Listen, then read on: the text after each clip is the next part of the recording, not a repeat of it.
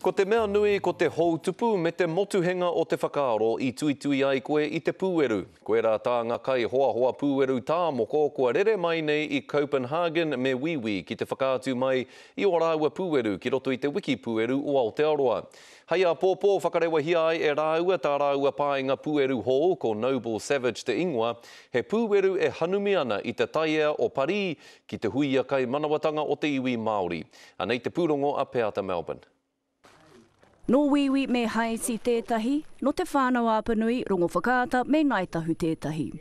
Kua suituia o rāua iwi, kia hua mai nā pūeru baguette e tā moko. We wanted the magic and the flair from the Polynesian and Māori culture and the spiritual element without being kitschy and souvenir and superficial in the approach to the motives. We had a lot of interest on taking very Māori details, for example for the tunico or for the feathers and also for the clutches, and we mixed it with very French shape.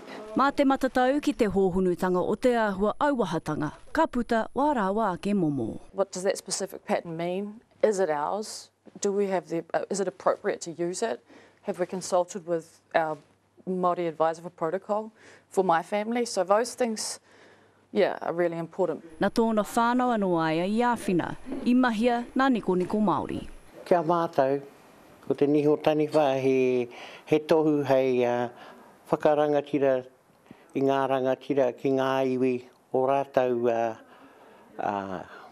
kei tēnā maunga, kei tēnā awa he taniwha e noho ana.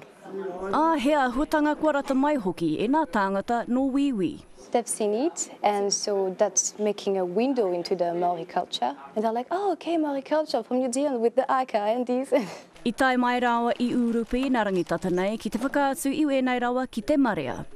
Heoi kai te noho tonu tētahi I roto I te āwangawanga. Kei te āhua mataku, kei whakaiti rātou ki wēnei no te mehe Māori.